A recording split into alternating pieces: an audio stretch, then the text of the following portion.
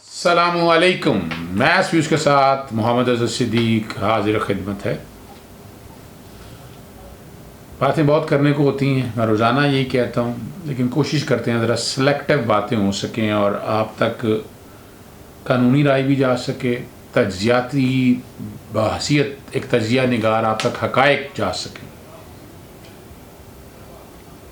ہمارے ہاں ایک بڑے پری پلانڈ ایجنڈے کے ساتھ 5th جنریشن وار جس طرح چل رہی ہے، اور اس کا ثبوت ہے محمد زبیر کیا میسج، اور کس طرح حامد میر نے اس کو ویلکم کہا اور کس طرح بدنام کرنے کی کوشش کی. میں حیران ہو رہا تھا کیا اتنا بڑی بات ہے، کیا ایسا ہو گیا ہے، وہ قتل کا پرچہ درج ہو گیا ہے. ہر آنکھ نے دیکھا کہ قائد اعظم حضرت قائد اعظم رحمۃ اللہ علیہ کے مزار کے اوپر جو قانون ہے، دی قائد اعظم مزار with in bracket protection and maintenance ordinance 1971، اس کے تحت وائلیشن ہوئی ہے. اب جو ان پڑھ ہیں یا جو سمجھنا نہیں چاہتے یا قانون آتا نہیں ہے ان کو، وہ پڑھے لکھے لوگ اور ان پڑھ لوگ اور جاہل لوگوں میں یہی فرق ہے. میری والدہ بڑی خوبصورت بات کہا کرتی تھی، کتا کن لے کے بھج گیا، پہلے کان تے ویلو پھر کتے تے پیچھے بھاجنا. کان جو ہے نا، کتا لے کے بھاگ گیا، پہلے کان تو چیک کر لیں، کتے کے پیچھے بھاگنا شروع کر دیا. اور یہاں ہمارے یہاں سیاسی جماعتوں نے یہی ایک وتیرہ بنا لیا. اب یہ ریسنٹ چیز سامنے آئی ہے، مراد علی شاہ صاحب نے پریس کانفرنس کی اور انہوں نے پولیس کو ڈیفینڈ کیا. انہوں نے محمد زبیر کے حوالے سے جو بات ہے، کسی بھی بات کو کسی بھی طرح سے نہیں، اور اگر وہ انٹرفیئر کرتے ہیں، میں پہلے کہہ چکا ہوں، ایس ایچ او کے اختیار میں وزیر اعلیٰ انٹرفیئر نہیں کر سکتا. اور جس طرح تذلیل کرنے کی کوشش کی آئی جی کی اور ایڈیشنل آئی جی کی، یہ میرے ہاتھ میں پڑا ہوا چھٹیوں کا، یہ 20 اکتوبر 2020 کا لیٹر ہے. عمران یعقوب منہاس PSP ہیں، additional inspector general police special branch in Karachi, اور یہ بھیجا ہے مشتاق احمد مہر PSP IG سندھ کو. 2 مہینے کی لیو کا بھیجا ہے کہ جو موجودہ حالات ہے، جس سے مورل ڈاؤن ہو گیا ہے، ڈی مورلائز ہو گئی ہے اور یعنی مس ہینڈل کیا ہے. قصور تو مراد علی شاہ صاحب کا، اور بڑے لوگ ڈیمانڈ کر رہے ہیں مراد علی شاہ سے استعفے کی. وہ شاید اسی لیے استعفے کی ڈیمانڈ کر رہے ہیں تاکہ جو غیر قانونی طور پر یہ کام کیے ہیں، اور جس طرح یعنی باتیں بڑی کر رہے ہیں، تقریر بڑی کر رہے ہیں کہ وفاق نے یہ کر دیا. 13 سال سے صوبہ سندھ میں پولیس ان کے انڈر ہے. صوبائی سبجیکٹ 18ویں ترمیم کے بعد 2010 کے بعد سارے آپ کے پاس نیچے آ چکے ہیں. مہنگائی ہر چیز آپ نے دیکھنی ہے. تو یہ مذاق تو نہ اڑائیں. کس طرح آپ نے مذاق اڑایا، کس طرح آپ نے فیور کرنے کی، بلاول بھٹو بھی اپنا حکومت کے کاموں میں مداخلت کرتے ہیں، کس قانون کے تحت مداخلت کر رہے ہیں. آصف علی زرداری صاحب وہ کون ہوتے ہیں ان سارے معاملات میں مداخلت کرنے والے؟ قانون 154 ضابطۂ فوجداری پڑھ لیں، صرف ایک انفارمیشن دینی ہے اور اس پہ پرچہ درج ہونا ہے، اور آپ پرچہ درج نہیں ہونے دے رہے. ٹھیک ہے نا جی. وہ مراد علی شاہ کا میری رائے کے مطابق FIR غلط ہے. بھئی آپ کی رائے کے مطابق جو مرضی ہو، اور اسے کیا فرق پڑتا ہے؟ رائے کا ایشو تو نہیں ہے نا. قانون کے مطابق عمل درآمد کرنا ہے، آرٹیکل 4 اور 5 پر عمل درآمد کرنا، جو نہیں ہو رہا ہے. یہی ایک دقت اور تکلیف ہے. خدا را مت کریں اس نظام کے ساتھ کھلواڑ. کیوں فوقیت دے رہے ہیں طاقتور آدمی کو، اور وہ آپ گاڈ فادر یا سیزن مافیا کے کانسیپٹ کو کیوں پروان چڑھا رہے ہیں؟ آپ کو معافی مانگنی چاہیے قوم کے ساتھ. میں تو امید کرتا تھا کہ پاکستان مسلم لیگ نون کی قیادت اس میں معافی مانگے گی پوری قوم کے ساتھ جو بے حرمتی کی ہے. کسی نے پہلے حرمتی کی ہے، اس کو ڈیفینڈ نہیں کیا جا رہا، لیکن مندراج مقدمہ آپ کے پاس تھا. قانون اگر کسی نے قانون کے مطابق اگر اب درخواست لے لی ہے تو پھر بات ختم ہو گئی.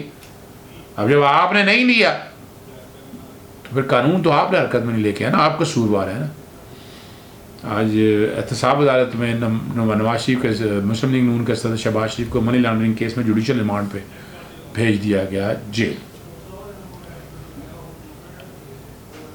جسمانی ریمانڈ کی استدعا کی تھی، پھر وہی طریقہ کار، وہی ہلڑ بازی، وہی سارے اب بند ہو جاتا ہے. مجھے کئی وکیلوں نے کہا کہ یہ نیب کی کوٹیں یہاں سے ٹرانسفر ہونی چاہیے. اصولی طور پر تو نیب، یہ سیاسی نیب کے کیسز کی جو ہے نا سماعت، یہ جیل کے اندر ہونی چاہیے. یہ عدالتوں میں نہیں ہونی چاہیے، یہ بڑا ظلم ہے. اور سیاہ مدارام سائرین کتنا ڈسٹرب ہوتے ہیں، آپ سوچ ہی سکتے ہیں کہ کتنا پرابلم ہے. یہاں پر سخت انتظامات تھے. 21 روزہ جسمانی ریمانڈ پہ وہ رہے، 90 دن میں سے 21 روزہ ریمانڈ پہ رہے. ایویڈنس ساری آ چکی ہے اس میں. اگر آپ دیکھیں کہ اس کا پس منظر اگر آپ کو یاد ہو، اسٹیٹ بینک کے فائنینشیل مانیٹرنگ کی شکایت موصول ہوئی، شروع کی گئی 1990 میں. شہباز شریف کے اثاثوں کی مالیت 21 لاکھ روپیہ تھی. 1998 میں ان کے اولاد کے اثاثوں کی مالیت 1 کروڑ 8 لاکھ ہو گئی. 2018 میں ان کے اثاثوں کی مالیت بے نامی کھاتہ داروں اور فرنٹ مین کو ایسے 6 ارب کے قریب پہنچ گئی. جو منی لانڈرنگ اور وہ جو ٹیٹیاں لگیں اور وہ سارا، اور متعدد بے نامی اکاؤنٹ کھیلے ہوئے تھے، کرپشن کر کے 7 ارب سے زائد کے اثاثے بنائے اور اربوں کی منی لانڈرنگ کی. اس کیس میں آپ کو پتہ ہے کہ سلمان شہباز باہر انگلینڈ بیٹھے ہیں، وہ سارے اکٹھے ہوئے ہیں باہر جا کر، اور اس کو اشتہاری قرار دے دیا گیا ہوا ہے. ٹھیک ہے جی. اب یہ ساری دیکھیں نا، میں بار بار کہتا ہوں کہ اس بارے میں نا بڑا سوچنا پڑے گا پی ٹی آئی کی گورنمنٹ کو کہ نواز شریف 2 کیسوں میں ڈسکوالیفائی ہو چکے ہیں. باقی ایویڈنس اتنی ہے وہ کتابچوں میں بکلیٹ کی شکل میں شائع کی جانی چاہیے، اور باقاعدہ انگلینڈ کے اندر وہاں پر بین جائے یہ سارے چھپ کے بیٹھے ہوئے ہیں اشتہاری وغیرہ، وہاں جا کے باقاعدہ سیمینار ہونے چاہیے وہاں وہ لوگوں میں آگاہی پیدا کرنے کے حوالے سے. دوستوں سے تو بات ہوتی رہتی ہے، ان سب کو پتہ ہے. اور یہ بات جب تک آپ منی لانڈرنگ کے یہ ڈیوڈ روز دیکھیں نا، ان سے بہتر ڈیوڈ روز رہا اور اس نے باقاعدہ کیس لڑ رہا ہے، اور آپ حیران رہیں گے. لیکن یہاں ہمارے یہاں یہ لوگ نہیں کام کر رہے، یا پی ٹی آئی کی نالائق کہہ دوں میں گورنمنٹ، یا نااہل کہہ دوں میں، بیڈ گورننس کہہ دوں میں، جو کچھ بھی کہوں میرا حق بنتا ہے. ٹھیک ہے نا جی. اور آگے اب کیا ہونا ہے وہ آنے والا وقت بتائے گا. جب تک آپ کھل کے نہیں سامنے آئیں گے، اس طرح حقیقت پہ چیزیں سامنے لے کر نہیں آئیں گے، اور یہ بھی میری روزانہ توہین عدالت ہوتی ہے کہ کسی کیس میں کرپشن ثابت نہیں ہوئی. 2 کیسوں میں سزا ہو چکی ہے، ایون فیلڈ اور عزیزیہ. باقی میں آپ خود دیکھ رہے ہیں، ضمانت خود واپس لی اور یہ کہتے ہیں ضمانتیں منسوخ کرا دی. حکومت کا کیا تعلق ہے سارے کام میں؟ نیب کام کر رہی ہے، نیب قانون کے مطابق کام کر رہی ہے. اور دوسری جو ایک خواب دیکھا جا رہا ہے پی ڈی ایم کی طرف سے کہ واقعی حکومت رخصت ہو جائے گی، حکومتیں اس طرح رخصت نہیں ہوتی ہیں، میں پہلے بھی کہہ چکا ہوں. ٹھیک ہے نا جی. اور انہوں نے اپنی حکمت عملی اب کوئٹہ میں جلسے کر رہے ہیں. جلسے کرتے ہیں، جلسے کرنے سے آپ کو کس نے روکا ہے؟ لیکن جلسوں میں جو زبان استعمال ہو رہی ہے، جو نواز شریف زبان استعمال کر رہے ہیں، اداروں کی تذلیل، تضحیک، میوٹینری کی طرف، سیڈیشن کی طرف، بغاوت کی طرف چیزیں جا رہی ہیں ساری. اور یہ ساری چیزیں، اور وفاقی حکومت اور عسکری قیادت ایک پیج پر ہے. یعنی عسکری قیادت کیوں ایک پیج میں نہ ہو؟ انہیں پاکستان عزیز ہے یا سیاسی جماعتیں عزیز ہیں؟ انہیں پاکستان عزیز ہے، اور پاکستان کی بقا کے لیے وہ جنگ لڑ رہی ہیں. بارڈر پہ لڑنا ہے، انٹرنل سیکیورٹی دیکھنی ہے، ساری انہی کے ذمہ ہے. ٹھیک ہے نا جی. اور آنے والے دن بتائیں گے کہ کیا کرتے ہیں. لیکن اب پی ٹی آئی کو اپنا کرپشن والا جو معاملات ہے نا، وہ سارے سامنے لانے ہیں. اور اگلی بات جو میں ساتھ کرنا چاہ رہا ہوں، گجرانوالہ میں جو تقریر کی اس سے پہلے لاؤڈ سپیکر کا استعمال ہوا. ہمارے ہاں کئی مولانا حضرات، کئی مولوی حضراتوں پہ صرف یہی سپیکر ساؤنڈ سسٹم وائلیٹ کرنے پہ کتنے پرچے ہوئے ہیں کہ سیاستدان مبرا نہیں ہے، کوئی قانون نہیں ہے.